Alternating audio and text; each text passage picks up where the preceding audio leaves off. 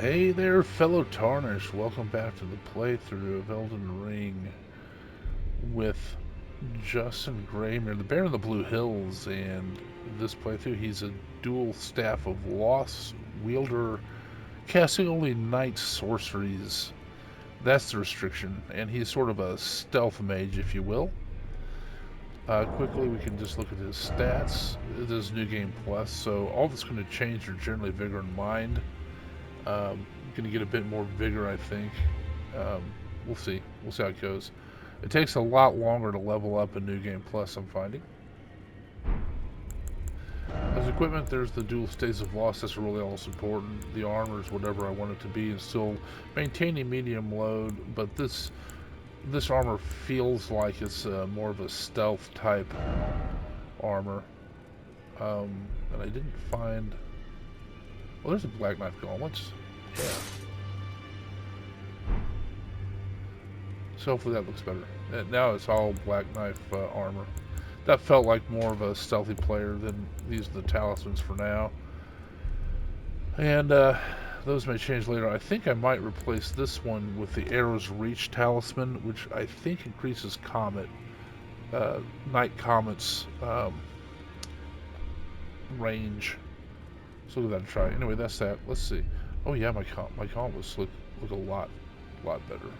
I like that. And this demonstrates an important part of Dark Souls that in a game like that, it's not enough that you have good armor or what have you. It's do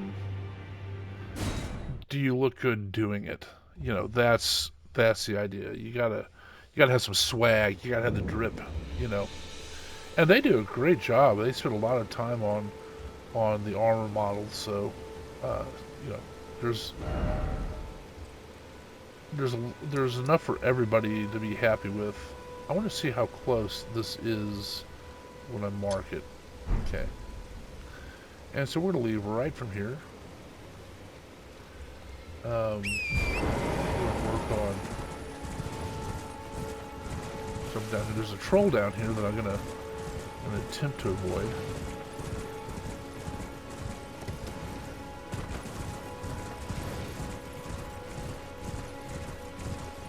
We can jump down here. There's flowers.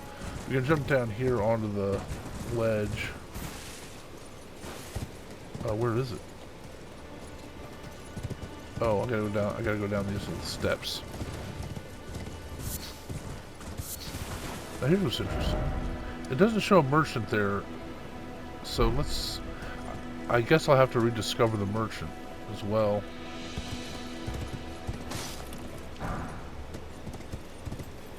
Oh, those birds are remarkably calm for a horse running by them. Let's go talk to the merchant. What do you Hi need? there. I don't want any trouble. What do you think you need? I want to buy stuff. What do you need? Oh, I'm going to buy all the boluses I can get because I'm not going to do any incantations. Might have to learn how to make them too. Don't need smithing stones. Already have that. Don't need any of your other stuff. Thank you, though. Thank you. You've been too kind. Well, be on your way then. You're a jerk. Be nice. I just bought stuff. Okay. We're going to end up over there. In case anybody had a question. Where are the land octopi? I guess they're further down. Oh, there they are.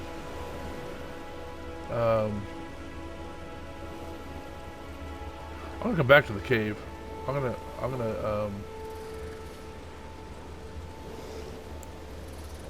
try to take out two with one. Oh, you sneaky little so-and-so. I almost didn't see you.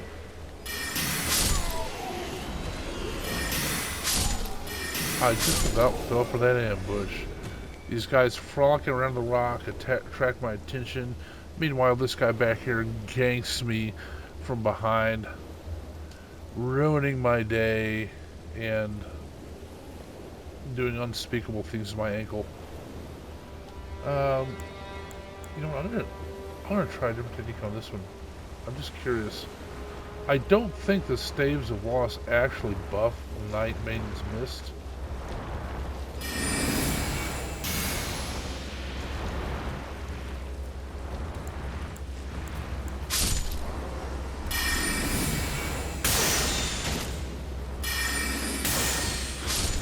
But it took out the wind out pretty well. Actually, I don't know. The only way I think I'm going to probably be using that particular spell is if I turn your face here so I can really damage you. Is if I, you know, can somebody behind the wall. You know, I might try that. Like the dude up in Fair Missoula, where you go in a little chapel and there's a lightning guy, two lightning guys, and a guy with a great big sword comes down to get you. Oh, you know, I just realized. I bet you mist will work for this. Let's let it get ready to come around again. You see it? Get it? Got it. Well, so that's a good use of mist.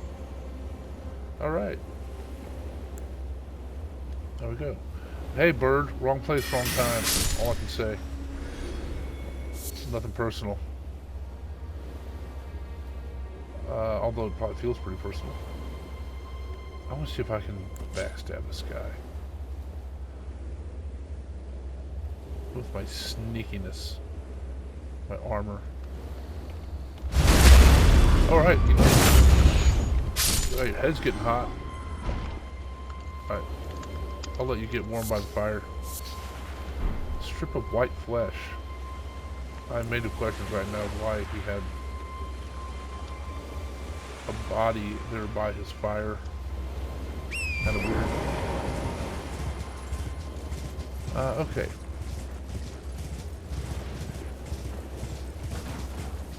Now here's a thing that I think is an issue. It's okay, this is minor, but notice there's the moonlight shining across the sea there. Very nice effect, except there's no moon in the sky. And the way the properties of light work is there would have to be a moon in this direction, a source of light anyway. Unless you're saying there's a lighthouse I can't see, but there's not. And so it's very minor. I know I'm being nitpicky, but this always happens down here, that it's overcast and there would be no moon that would make that light. Anyway, in the scheme of things, that's not that big a deal. Let's get back to our cave.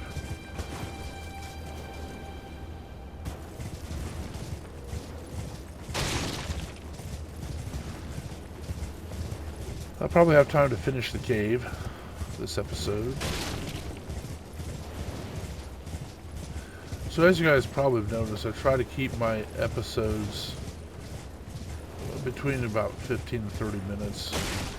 My first one ran over, it was 32, but that was probably just because I was excited to play this playthrough. So this playthrough is one that a subscriber, Bizwatcher, and I had discussed doing. And this is my preferred method of playing as a magic user. Well, hey, Bach.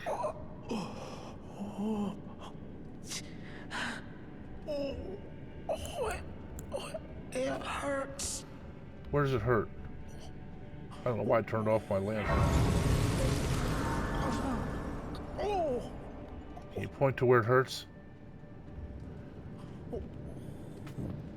So, everywhere? What are you doing here? Are you even looking at me? You must leave this place at once. There, you're looking at me. They'll rush in and beat you to a pulp. Do I look like someone just like me that's going to get beaten to a pulp by demi-humans? Okay, I'm done talking to you. Swimming pool now functional.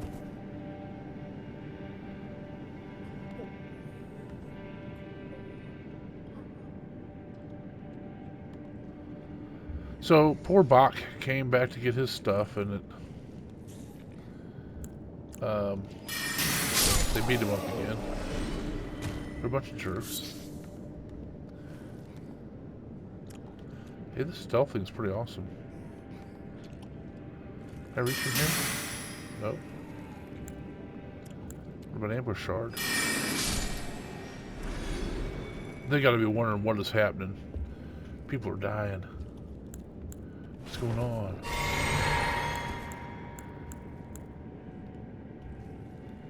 But Bach's quest line is really, it's a really well thought out and written quest line, because it's about acceptance and self-acceptance and being comfortable in your own skin, you know. And so you got to realize, so for instance, I'm not perfect, believe it or not, you know, I'm not, but I am comfortable with who I am. And I don't, you know, you try to always better yourself and be better and so forth, and correct mistakes, etc. But it's important that you're true to yourself, and you be who you are. You know, you don't try to be someone you're not. And this is Bach's problem. Land octopus ovary. That's funny. They always get their ovaries knocked out. So this is Bach's problem, is that he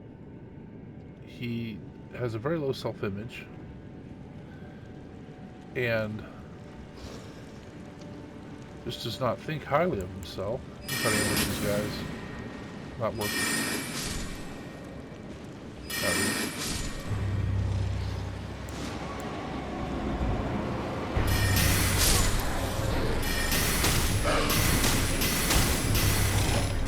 Woo! Aren't you a sassy one? Stun lock. Hey, what happened? Oh, it blew up on me. I don't know why the enemy blew up, but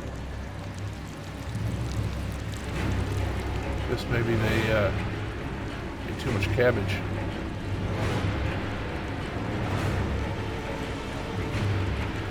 But anyway, there's a couple ways you can handle Bach. So at the end, he basically feels like the only person that ever loved him was his mother. I'm gonna try to ambush.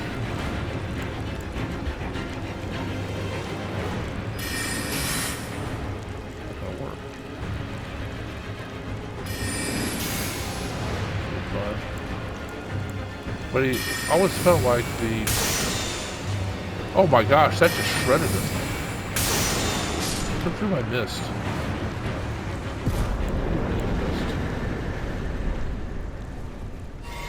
There's some dudes here need to be messed up. But anyway, so Bach's thing is, you know, he feels badly about himself. He feels like he didn't amount to anything, and society has told him he doesn't amount to anything. You know, even his own people here that have beaten him up twice at least, probably more than that, kicked him out of the cave. They've said he's worthless, and the only person that loved him was his mother. And you know, we see that a lot in real life, where people don't take into account. They lose the humanity of the people, you know, that they don't like or whatever, that they disagree with. And this is a problem in the United States, in my opinion, right now, where we're a pretty divided country. People disagree, and disagreement's okay. But the people that I disagree with, I just think I have a disagreement with it. I don't think they're evil. We just have a difference of opinion. But there's a lot of talk, and the media doesn't help, certainly. They make money off of this kind of thing. But, you know, guessing other people's motives, and you lose the humanity, you know, dehumanize the people you disagree with, and it's just not good. And that's what Bach's quest is all about. You know, not the disagreement part, but kind of, because the people that he was with are supposed to love him. His clan or whatever's in that cave, they cast him out. They didn't take into account his humanity or his demi humanity or whatever you want to call it. So there's the dragon community, and it hurt him. And so at the end of the quest, you have a choice of things you can do. And one of the things you can do is you can send him to Renala with a larval tear to get, become human. And basically that's changing who he is. And it's fine for a moment. You can't even interact with him again. But then you come back and you find him dead. And so it ends up not being good. I didn't want to go here. I want to come from this way.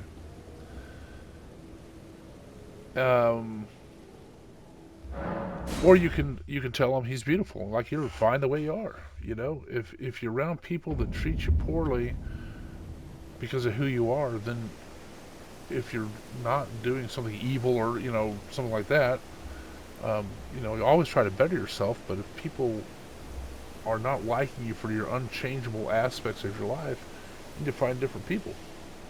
That's the quest of Bach. I really like it. Anyway, we're gonna end this here, and thank you for listening to my philosophy course. It's free of charge.